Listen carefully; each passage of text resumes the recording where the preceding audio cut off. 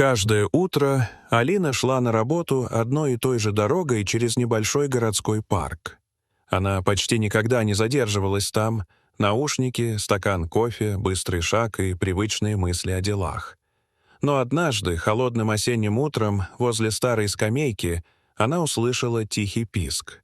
Под мокрыми листьями дрожал маленький щенок. Он был грязным, худым и настолько слабым, что даже не пытался убежать, когда девушка присела рядом. Только поднял голову и посмотрел на нее огромными карими глазами. Алина принесла ему немного воды и кусочек булочки, а потом поспешила на работу. Весь день она почему-то вспоминала этот взгляд. Возвращаясь вечером, девушка специально пошла через парк.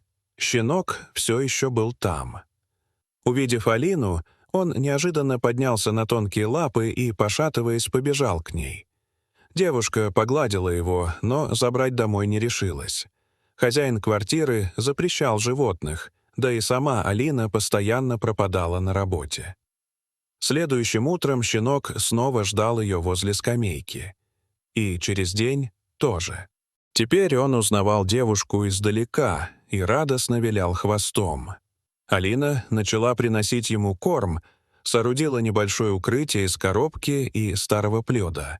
Она решила найти ему хозяев, сфотографировала малыша и разместила объявление, но никто не откликнулся. Через несколько дней ударили первые морозы. Вечером начался сильный снег, и, сидя дома у окна, Алина вдруг почувствовала тревогу. Она представила маленького щенка одного в пустом парке и больше не смогла спокойно сидеть.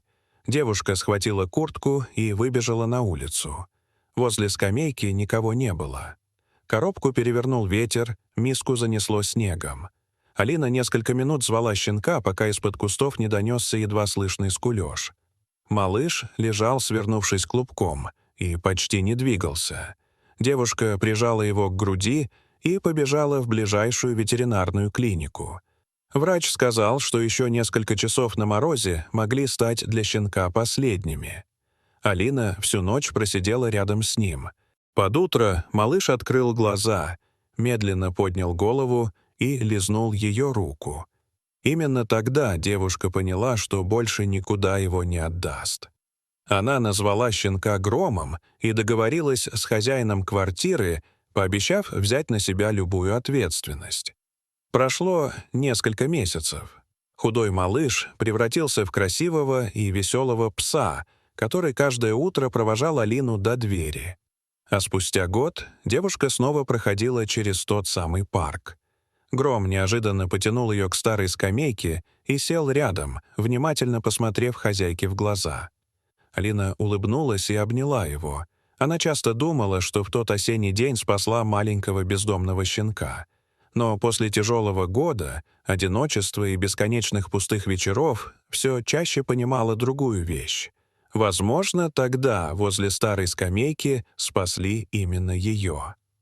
Дорогие зрители, что вы думаете об этой истории? Расскажите, пожалуйста, в комментариях.